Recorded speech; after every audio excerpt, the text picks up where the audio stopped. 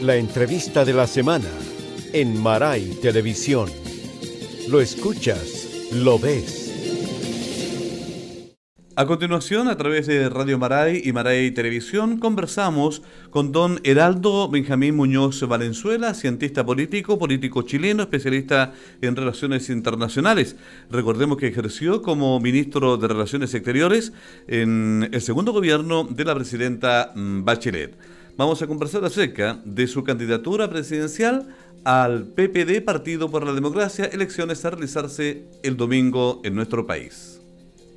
Es un placer tenerlo acá con nosotros en esta oportunidad, a don Heraldo Muñoz. Gusto de saludarle, ex canciller. Bienvenido a Radio Maray. Bueno, muchas gracias a Radio Maray y a Copiapó por recibirme con un clima tan agradable, saliendo de Santiago del frío que es antártico casi. Así que estar de nuevo en Copiapó. He estado 3 veces durante mi tiempo como canciller de la República. Así que estar ahora en otra calidad es un agrado. Hoy una calidad muy especial de cara a las elecciones internas del PPD, Partido por la Democracia. ¿Cómo se prepara todo este escenario para el próximo domingo? Bueno, es un cambio importante para mí porque yo tenía planes distintos para el post-cambio de gobierno, pero hubo un movimiento de bases del Partido por la Democracia para que yo fuera candidato y aquí estoy. Acepté este desafío que es complejo porque yo he sido un militante de base. Muchos me conocen, como usted bien ha dicho, como canciller de la República, subsecretario general de Naciones Unidas y con cargos internacionales significativos, y también como ministro de Ricardo Lagos. Pero muchos no conocen que yo vengo del barrio de Estación Central. Crecí y nací en Estación Central, un barrio bastante modesto y bravo de la capital de nuestro país, y estudié en una escuela primaria pública, una escuela pública gratuita, y soy una expresión de la meritocracia que me gustaría ver más en nuestro país, es decir, más oportunidades para mujeres y jóvenes que puedan salir de barrios modestos, de quizás de la clase media baja o incluso de sectores más modestos y llegar a altas posiciones. Entonces yo tengo una suerte de deuda que quiero pagar de alguna manera ejerciendo un papel de liderazgo político y postulando a este cargo de presidente del Partido por la Democracia sobre la base de ideas y de cercanía a la gente. Yo lo que quiero es discutir propuestas que le interesan a la gente y que hagan creer de nuevo en los partidos y en el partido. Propuestas? Bueno, en primer lugar, yo he dicho que tenemos que preocuparnos del crecimiento económico y la creación de más y mejores empleos. Eso lo dije antes y fui crítico de la campaña presidencial que tuvimos porque no pusimos el suficiente énfasis en aquello y en la clase media que quiere mantener el estatus después de haber salido de la pobreza. ¿Por qué? Es una situación de muchos de ellos, especialmente de las capas más bajas de la clase media, vulnerables, y no quieren caer de nuevo en la pobreza. Y eso significa darles la posibilidad de estabilidad en su empleo, de no tener que enfrentar una enfermedad grave que los deje en una situación de nuevo de pobreza. También he hablado de la seguridad ciudadana y de la necesidad de prevenir situaciones de delitos, y no solo construir más cárceles o sacar más carabineros a la calle, que está muy bien, pero insertarlos en la comunidad, trabajar a nivel de comunas, de regiones y a nivel nacional, preocuparse de los jóvenes, particularmente aquellos que no estudian ni trabajan, para que no caigan primero en la droga y después en el delito. Cada vez vemos que los que cometen los delitos o los robos más violentos son muchachos de 14, 15 años. Vimos una situación en Santiago, en La Reina, de un individuo que había cometido 21 crímenes violentos y recién había cumplido 18 años. Ahora finalmente está en la cárcel. Entonces tenemos que evitar que esos niños jóvenes entren a delinquir. Y creo que tenemos que discutir propuestas en ese sentido, fuera de otras cuestiones que son fundamentales. ¿Qué tipo de pensiones vamos a tener los que nos vamos acercando a una tercera edad? Creo que no podemos tener las pensiones de hambre que hoy existen. O, gracias al movimiento feminista, se ha descubierto que hay discriminación contra las mujeres en las ISAPRES. Y nos habían dicho por parte del ministro de Salud que bueno, que se iba a cobrar más a los hombres para equilibrar esa discriminación. Afortunadamente el presidente de la República ha dicho que bueno, van a tener que pagar algo las ISAPRES, que están ganando a manos llenas. En el primer trimestre de este año ganaron el equivalente de todo un semestre del año pasado, es decir, las ganancias son a manos llenas. Y están diciendo, bueno, si nos disminuyen las utilidades quizás no vamos a poder prestar los mismos servicios. Entonces hay un sinnúmero de temas que le interesa a la gente. No le interesa a la gente la discusión interna de los partidos, las peleas, no les interesa los grupos, los lotes, las peleas por cargos. Afortunadamente ahora estamos en la oposición y eso significará que quienes voten por mí van a votar porque quieren trabajar, porque quieren reganar la confianza de la gente. Ahora, don Heraldo, hay desafíos, me imagino, como partido también, independiente de lo interno hacia lo externo, que son a corto, mediano y largo plazo, que se estarían dando una mirada desde su perspectiva, ¿no? Absolutamente. Bueno, el primer compromiso que yo tengo es tolerancia cero a la falta de probidad, a cualquier violación a la probidad. Tenemos que ser un partido que sea ejemplar, porque hemos tenido problemas en el pasado, como lo han tenido otros partidos también, y yo quiero dar un ejemplo de ética política, y eso creo que es algo muy importante para la ciudadanía, para volver a creer en los partidos en general, porque no solo los partidos, sino que muchas instituciones en nuestro país están desacreditadas, la Iglesia, Carabineros, las Fuerzas Armadas, hasta los bomberos, el fútbol. Entonces tenemos que hacer que la gente vuelva a creer en las instituciones, porque la política es importante al final, porque decide la vida de la gente. Algunas personas dicen, bueno, no me interesa la política, yo soy lejano a la política, pero sí le interesa la salud, sí le interesa a los colegios que vayan sus hijos, sí le interesa la carga que tenga para poder pensionarse con pensiones dignas. Y todo eso pasa por elegir a personas que definan justamente qué tipo de pensiones, qué tipo de salud, qué tipo de educación van a tener ellos y sus hijos. ¿Qué diferencia a Heraldo Muñoz de los otros candidatos? Bueno, no lo sé, porque tendrían que los otros candidatos decir cuáles son sus posturas. Yo lo que quiero es discutir ideas, discutir propuestas de futuro, anticiparnos al futuro como el PPD solía hacerlo. La ley de divorcio fue una idea del PPD.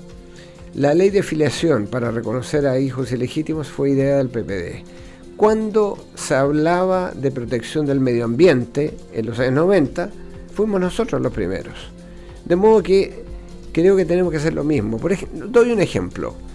Eutanasia. Es un tema controvertido, polémico. El buen morir, cuando hay personas de avanzada edad que tienen enfermedades terminales y muy dolorosas, ¿por qué no tienen el derecho como personas a decir cuándo yo me voy? Si queremos un buen vivir, también existe la posibilidad de un buen morir. Ahora hay un proyecto del Frente Amplio, del Partido Liberal, pero resulta que el Partido por la Democracia propuso la eutanasia en el 2006, y por eso que volvimos a presentar con un conjunto de parlamentarios del PPD en Santiago una propuesta similar en el Senado. Entonces, yo tengo ideas, tengo propuestas. Los otros candidatos no he escuchado propuestas de ellos. He escuchado a alguien hablar de democratización y otro decir que la culpa de la declinación del PPD es de la actual directiva de la cual él forma parte.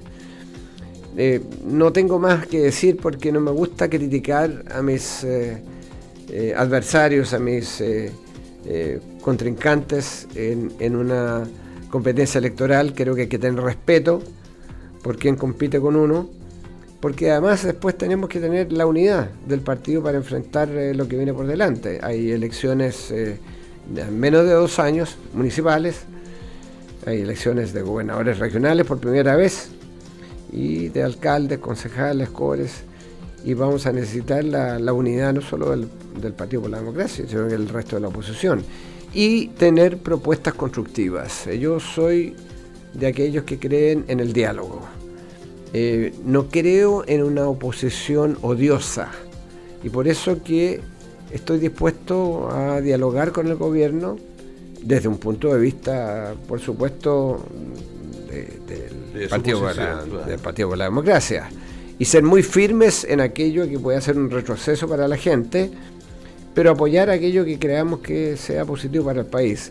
Yo prefiero tener en primer lugar al país y después al partido, y creo que eso nos puede llevar a una nación mucho más próspera, mucho más digna.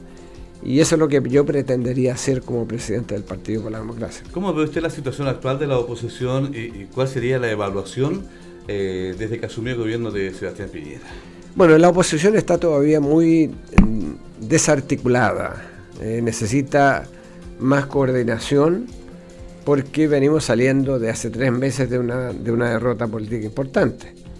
Ahora, el gobierno no lo ha hecho demasiado bien porque los autogoles de media cancha han sido bastante abundantes en estos 3 meses. ¿Para qué vamos a mencionar los viajes de Felipe Larraín, la designación del hermano del presidente en Argentina, las declaraciones insólitas del ministro de Educación apoyando el lucro?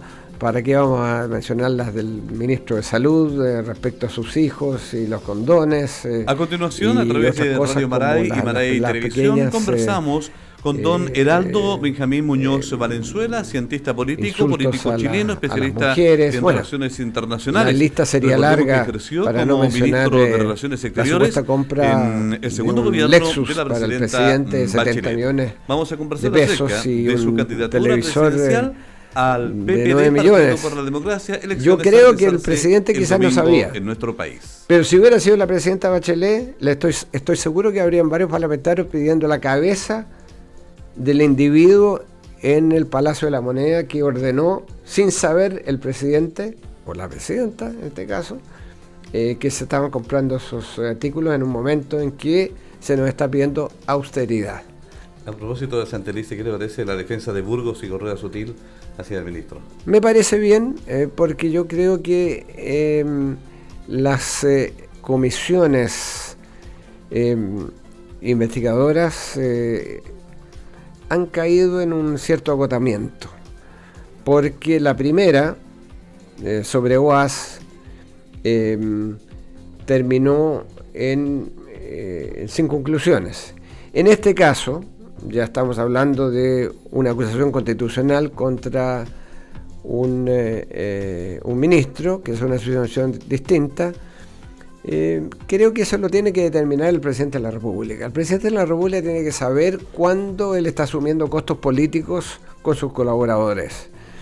Y no me parece que el mecanismo de la acusación constitucional se deba tomar tan ligeramente. Creo que hay que hacerlo cuando hay méritos importantes. Así que en este caso puede haberlos, pero me parece perfectamente respetable que 2 políticos de oposición estén defendiendo a un ministro del gobierno. Yo creo que eso habla bien del país. Quiere decir que hay una mayor sintonía de la que se piensa. Le doy otro ejemplo. El presidente de la República me pidió que yo me quedara como asesor presidencial del caso de Chile contra Bolivia en La Haya, más allá del 11 de marzo. Y por cierto, el presidente es una persona muy insistente y me dijo, usted me tiene que aceptar esto, ¿eh? No se puede negar a un presidente electo y en un tema de Estado. Y yo le dije, bueno, por supuesto, presidente, acepto, pero voy a consultarle, le voy a comunicar primero a la presidenta, usted no lo anuncia hasta que yo hablo con la presidenta, y la presidenta me dijo, pero por supuesto, tú tienes que sumarte. Así que esas son señales que creo que la gente también valora, es decir, las peleas constantes entre políticos creo que no le hacen bien al país. A veces hay que pelear porque uno tiene que defender sus principios, tiene que defender lo avanzado, pero estas son señales que creo que son perfectamente aceptables, las de Burgos y de Correa Sutil. Ahora bien, don Heraldo, los desafíos de Chile en el contexto internacional, ¿cómo estamos ahí de su mirada? Yo creo que en términos de la política exterior chilena ha habido una continuidad y me parece muy bien. Me alegra que el presidente Piñera haya decidido continuar con lo que hicimos nosotros. Creo que durante mi periodo como canciller conseguimos quizás una de las políticas exteriores más exitosas en mucho tiempo. Y eso se transmite desde el voto de los chilenos exterior, pasando por una ley de modernización de la Cancillería, por la primera política oceánica nacional, áreas marinas protegidas como nunca en la historia, la contribución que hicimos a la paz en Colombia, el apoyo solidario a los países de Centroamérica y el Caribe, nuestra postura muy clara respecto a la democracia en Venezuela, y yo creo que todo eso ha continuado. Y por cierto, respecto a los temas de La Haya, no hay diferencia entre gobierno y oposición. Estamos todos por proteger nuestra soberanía territorial, nuestros intereses nacionales, los principios del derecho internacional. Así que yo veo una continuidad en materia de política exterior y siempre estoy dispuesto a colaborar si me lo piden. Y bueno, ya lo hice una vez con el presidente inmediatamente después del cambio de gobierno. Ahora, la diplomacia y relaciones bilaterales con países sudamericanos, ¿estamos bien ahí? Excepto el tema con Bolivia, que está un poco pendiente. Bueno, yo creo que están muy bien, las dejamos muy bien. Yo firmé, por ejemplo, un acuerdo de libre comercio con Argentina que es absolutamente inédito. El presidente lo mencionó en su mensaje al país. Parecía que él lo hubiera firmado, pero lo firmé yo y lo negocié yo. Pero me parece muy bien que lo mencionara, porque él lo va a enviar al Congreso para que se apruebe. Y un tratado con Argentina se va a aprobar fácilmente, se lo puedo asegurar.